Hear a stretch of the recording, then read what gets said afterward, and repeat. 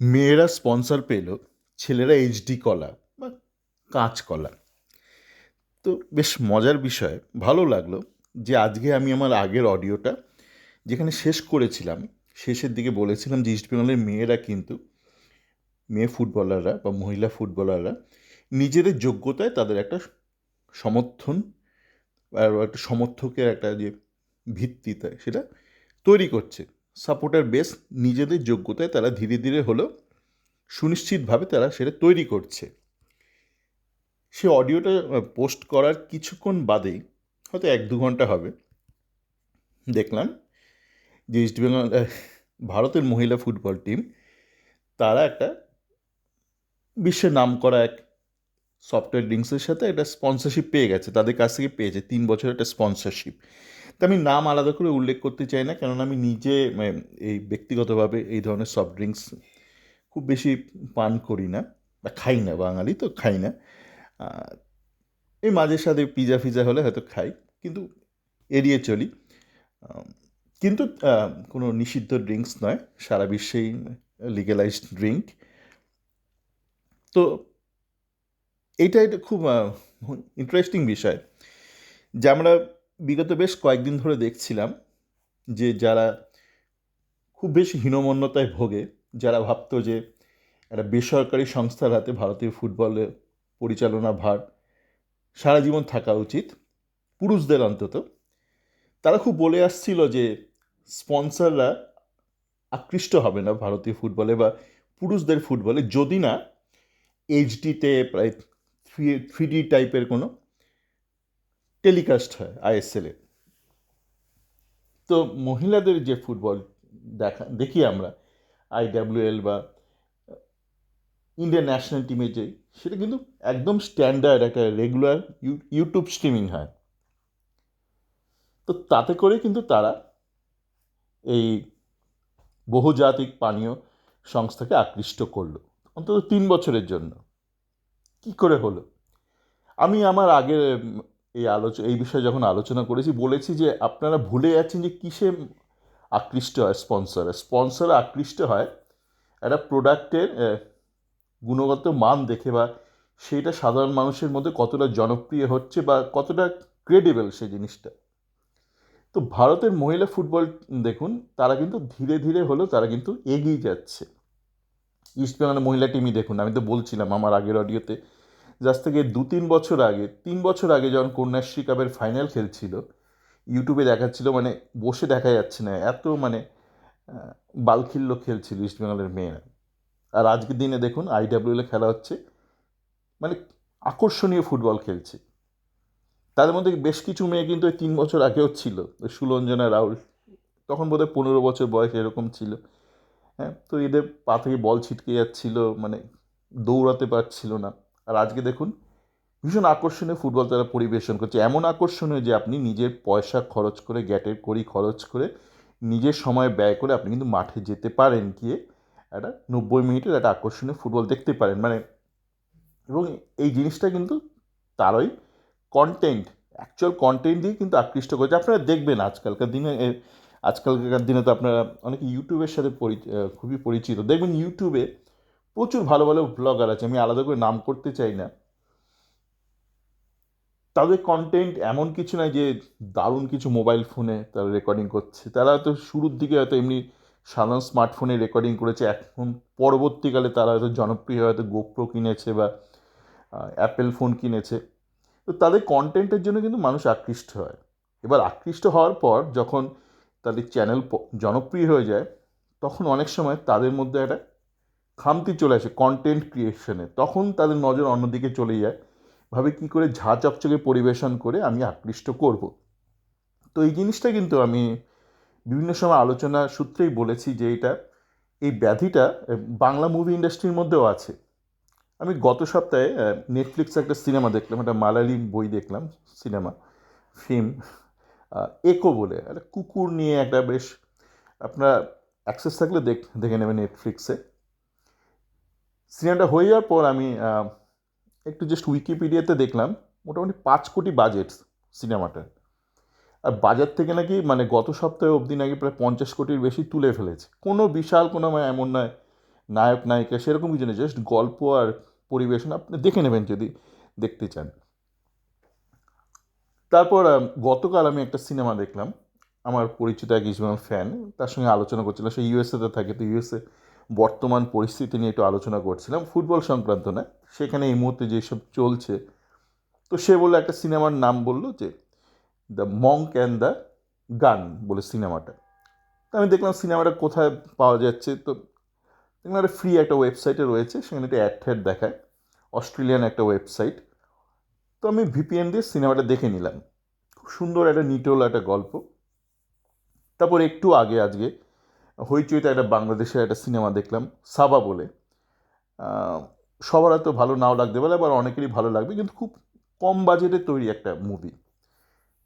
তো আমি যেটা দেখি, মানে বাংলা মুভির সাথে জড়িত অনেক পরমব্রত থেকে শুরু করে সৃজিত, এদের গোড়াতে একটা গণ্ডগোল আছে। এদেরকে যদি বলেন তোমার একটা বাজে বই কেন বানালে, যেটা চলছে না, এরা বলবে বাজেট এত কম না, বাংলা বইয়ের বাজেট এত কম।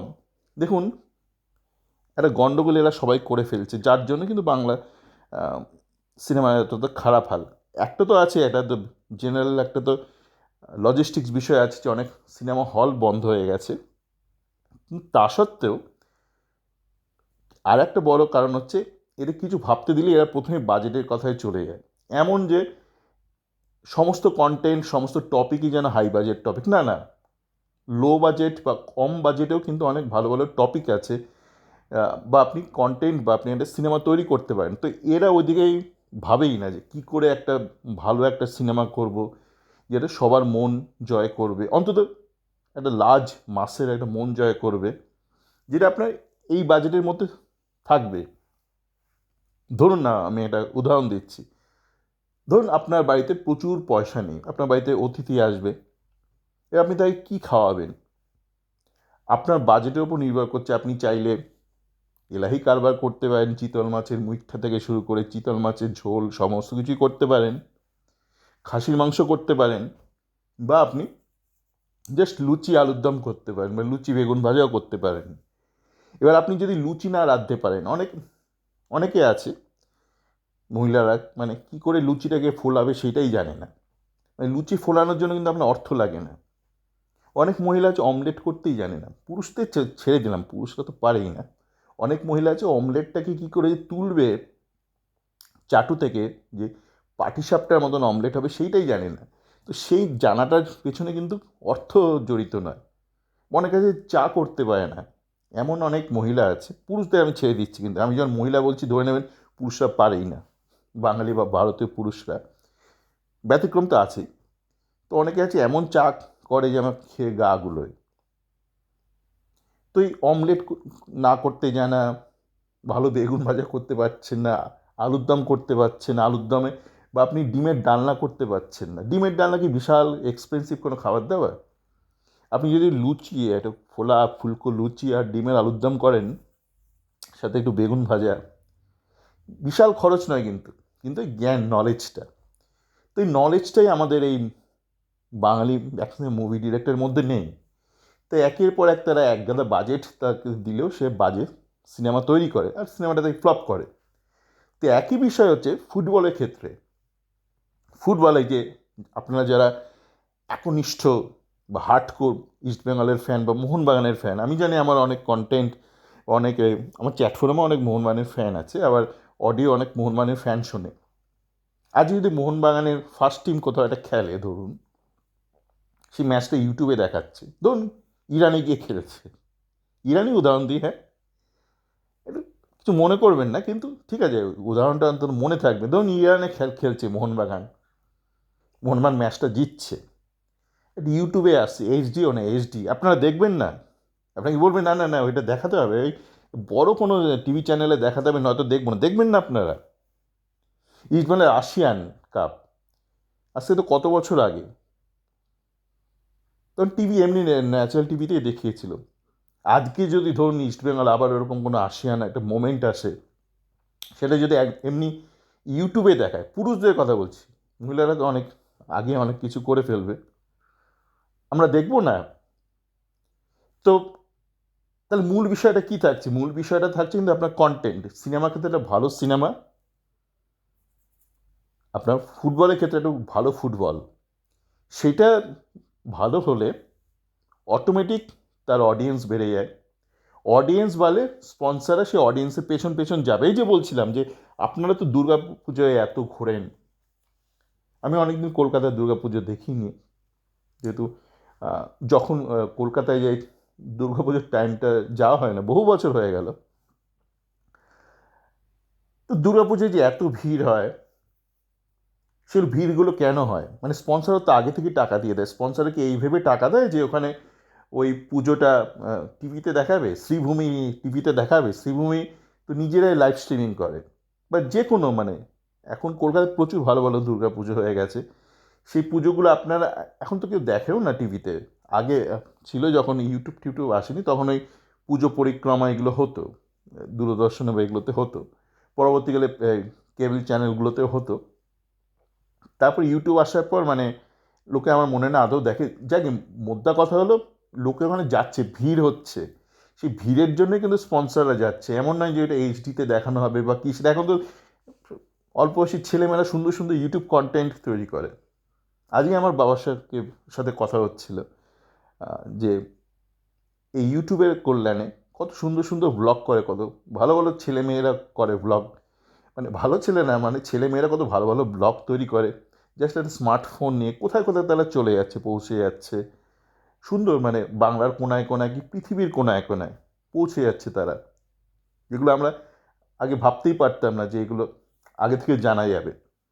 কেননা একটা ডকুমেন্টারি করতে অনেক হ্যাপা, ইউটিউব নিয়ে লোকে পৌঁছে যাচ্ছে। তো কন্টেন্টটাই হলো আসল, মানে ফুটবল খেলাটা এখনও দিকে আলোচনা হচ্ছে। হিন্দিতে তারা অনেকেই আছে, कितने होगा, 10 कैमरा होगा, बॉक्स कैमरा नहीं होने से कैसे होगा, अरे बॉक्स कैमरा तो पीछे बॉक्स घुसा देंगे, বক্স ক্যামেরা হলে আপনি দেখবেন, আইএসএল দেখবেন, তাহলে এত ভিকিরির দশা কেন? কেন এই ক্লাবগুলো ভিকিরির দশা উঠে যাচ্ছে? বলছে শুধু স্বদেশি প্লেয়ার নিয়ে খেলবো, স্বদেশি আন্দোলন করছে তারা। তারা দারিদ্রতার জন্য স্বদেশি আন্দোলন করছে, পয়সার অভাবে। বিদেশি রাখার ক্ষমতা নেই, এই জন্য ক্ষমতা নেই যে 12টা 14টাও এইচডি লাগালেও আপনার কিন্তু আপনি স্পন্সরকে আকৃষ্ট করতে পারছেন না। স্পন্সরদের কতদিন আপনি টুপি পরাবেন, মিথ্যে কথা বলবেন, পয়সা দিয়ে আপনি মাঠ ভরাচ্ছেন। তো আপনার যে মূল বিষয়, যে সাবজেক্ট নিয়ে আপনি কাজ করছেন, সেইটার পেছনে আগে সময় দিন, মনোনিবেশ করুন। আপনি কেন ফুটবল খেলাটা শুরু করেছিলেন? ফুটবল খেলবেন বলে তো, নাকি নাকি এইচডিতে দেখানো হবে? আগে কেন একজন ফুটবলার ফুটবল খেলা শুরু করে? তার ফুটবলটা তার ভালো লাগে। পয়সাটা অনেক পরে আসে তো জীবনে। ছোটোবেলায় যখন সে বলে লাথি মারে, এই ভেবে বলে লাথি মারে সে পয়সা কামাবে। কি আপনি যখন ফুটবলটা ফলো করেন বা প্রথমবার মাঠে গিয়ে অত লোকের মাঝে দেখা শুরু করেছিলেন, আপনি এই ভেবে দেখা শুরু করেছিলেন যে আপনি মাঠে যাবেন, আপনি এইচডি, তারা এইচডি প্রশ্নটা আসছে কোত্থেকে? আমি না বাইরে রয়েছি, বা আপনারা যারা কলকাতার বাইরে রয়েছেন, কলকাতার ম্যাচ হলে টিভিতে দেখেন, কলকাতায় ম্যাচ হলে আপনি এইচডিতে দেখবেন? আমি যদি যখন কলকাতায় থাকি, ম্যাচ হলে তো মাঠেই যাই। মাঠে গিয়ে আপনার খালি চোখে দেখুন কি চশমা পরা চোখে দেখুন, আপনি সচক্ষে দেখতে চান। যখন আপনি সচক্ষে দেখতে চান, তখনই স্পন্সররা সেখানে আকৃষ্ট হয়। যখন আপনি ভাববেন যে না না না, এটা মাঠে কেন যাব, বাড়ি বসে দেখব, ওখানে আপনার প্রেমটা কেচিয়ে গেল। আমি মাঠে কেন যাব, আমি বাড়ি বসে এইচডিতে দেখব। দুদিন বাদে আপনি বলুন এইচডিতে কেন দেখবো, এটাকে যদি না 3D টাইপ কিছু হয় আমি দেখব না। মানে আপনার ওই প্রেমের ওটা থার্ড লেয়ার ফোর্থ লেয়ারে পৌঁছে গেছে, 3 নম্বর পাতায় পৌঁছে গেছে ফুটবলটা। আর দীর্ঘায়িত করবো না আলোচনাটা। আশা করি আপনার ব্যাপারটা বুঝতে পেরেছেন যে পুরুষদের ক্ষেত্রেও কিন্তু এখন খেলাটাতে মনোনিবেশ করতে হবে। খেলাটায় মন দিন, স্ট্যান্ডার্ড লাইভ স্ট্রিমিং করুন বা যাই কিছু টিভিতে দেখান, খেলায় মন দিন, মাঠে ভিড় হোক, পারফরমেন্সের উন্নতি হোক, স্পন্সর আসবে। স্পন্সরকে টাকা দিয়ে স্পন্সর আনা হাস্যকর বিষয়। বলছে টাকা দাও, টাকা ঢালো, বড় করে এইচডিতে দেখাও, তবে স্পন্সর আসবে। এরকম ভাই দেখিনি। ওইসব বড় কিছু ছেলেপিলে আছে, আগেকার দিনে ওই পয়সা দিয়ে গান গাইতো টিভিতে, বাবা মা বলে বেড়াতো এই রে আমার ছেলে আমার মেয়ে টিভিতে আজকে গান গাইবে। সেইভাবে কিন্তু চলে না, হ্যাঁ? চলে, ভালো থাকবেন।